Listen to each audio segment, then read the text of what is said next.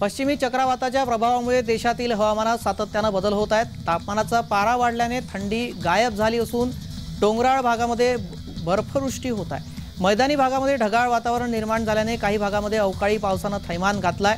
दरम्यान पुढील 48 तासात महाराष्ट्रासह अनेक राज्यात वादळी वाऱ्यासह मुसळधार पाऊस होईल असा अंदाज हवामान खात्याने वर्तवलाय।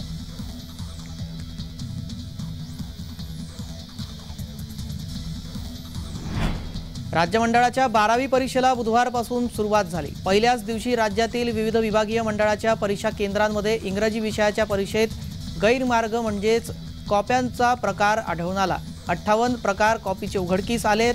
छत्रपती संभाजीनगर, पुणे आणि लातूर विभागीय मंडळामध्ये सर्वाधिक घटना घडल्यात, तर पुणे विभागीय मंडळातील परीक्षा केंद्रांवर 15 प्रकारांची नोंद झाली।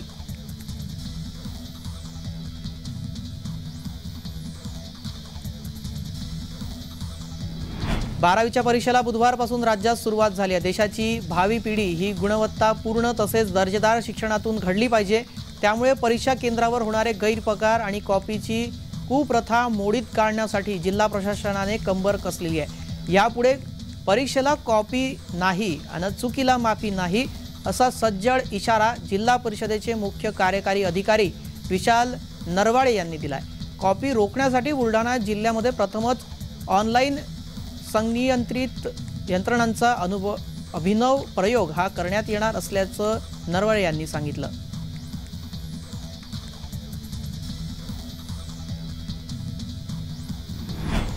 अभिनेत्री रकुलप्रीत सिंग आणि अभिनेता जॅकी भगनानी यांचा विवाह सोहळा नुकताच पार पडला। विवाह सोहळ्यासाठी रकुल आणि जॅकी यांनी खास लूक घेतला होता। गोव्यात थाटामाटात रकुल आणि जॅकी यांचा विवाह सोहळा पार पडला। रकुल आणि जॅकी यांच्या विवाह सोहळ्याला त्यांच्या कुटुंबियांनी तसेच त्यांच्या मित्रमैत्रिणींनी हजेरी लावली होती। रकुल आणि जॅकी यांनी पंजाबी आणि त्यानंतर सिंधी पद्धतीने विवाह केला।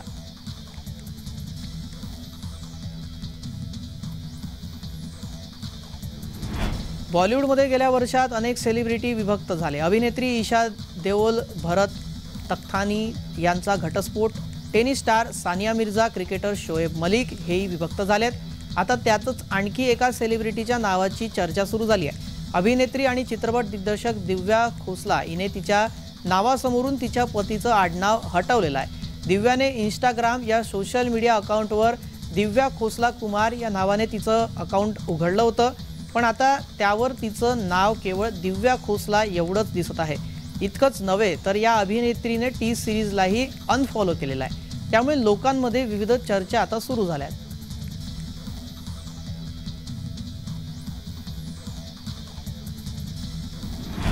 मॅकडॉनल्ड्स या साखळी रेस्टॉरंटमध्ये प्रत्यक्ष चीज न वापरता चीज सदृश्य पदार्थाचा वापर केला जात असल्याची बाब उघडकीस आली आहे। याबाबत अन्न आणि सुरक्षा आयुक्तांनी कारवाई करीत सर्वच पदार्थाच्या नावातून चीज हा शब्द काढून टाकण्याचे आदेश दिलेत।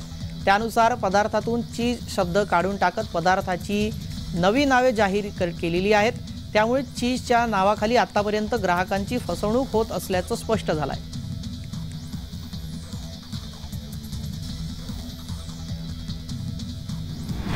लोकसभा निवडणुकीच्या पार्श्वभूमीवर राज्यातील प्रशासकीय अधिकाऱ्यांच्या बदल्याचे सत्र आता सुरू झालेले आहेत। रायगड जिल्हाधिकारी डॉक्टर योगेश म्हसे यांची बदली झाली असून त्यांच्या जागी नव्याने कोकण आयुक्त कार्यालयात अपर आयुक्त कोकण विभागपदी कार्यरत असणारे किशन जावळे यांची रायगड जिल्हाधिकारी म्हणून नियुक्ती झाली आहे।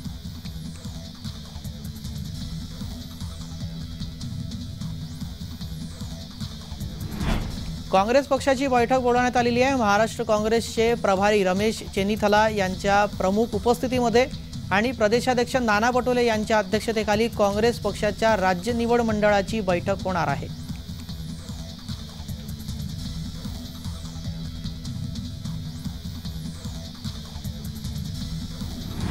भाजपाचे राष्ट्रीय अध्यक्ष जे.पी. नड्डा 2 दिवस मुंबई दौऱ्यावर आहेत। त्यांनी मुख्यमंत्री एकनाथ शिंदे यांच्या वर्षा या निवासस्थानी जाऊन सदिच्छा भेट घेतली। यावेळी मुख्यमंत्री शिंदे यांनी त्यांचे शाल, पुष्पगुच्छ आणि श्री गणेशाची मूर्ती देऊन स्वागत केले। यावेळी त्यांच्यासह उपमुख्यमंत्री देवेंद्र फडणवीस, भाजपाचे प्रदेशाध्यक्ष चंद्रशेखर बावनकुळे आणि मुंबई भाजपा अध्यक्ष आमदार आशिष शेलार आणि प्रवीण दरेकर उपस्थित होते।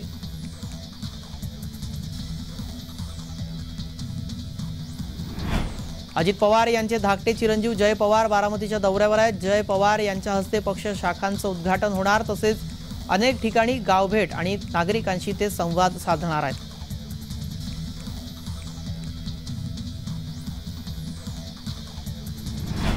राष्ट्रसंत तुकडोजी महाराज नागपूर विद्यापीठाचे कुलगुरू डॉक्टर चौधरी यांच्यावर राज्यपालांकडून निलंबनाची कारवाई करण्यात आली आहे। कुलगुरू डॉक्टर सुभाष चौधरी यांच्या विरोधात अनेक तक्रारी होत्या।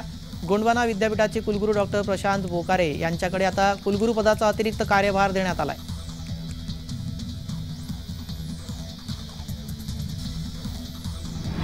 अखिल विश्व गायत्री परिवार शांतिकुंज हरिद्वार तर्फे खारघर येथील कॉर्पोरेट पार्क मैदानामध्ये भव्य अश्वमेध महायज्ञाचं आयोजन करण्यात आलंय। 1008 कुंडीतून हे यज्ञ करण्यात येत असून जगभरातील लाखो भाविक यामध्ये सहभागी होत आहेत। सांस्कृतिक मंत्री सुधीर मुनगंटीवार यांनी देखील अश्वमेध महायज्ञात सहभाग नोंदवला। पर्यावरणामध्ये वायुमंडळामध्ये शुद्धता यावी, सोबतच मनामध्ये असणारे प्रदूषण देखील दूर व्हावे या दृष्टीने या अश्वमेध महायज्ञाचं आयोजन करण्यात आले असल्याची प्रतिक्रिया सुधीर मुनगंटीवार यांनी दिली।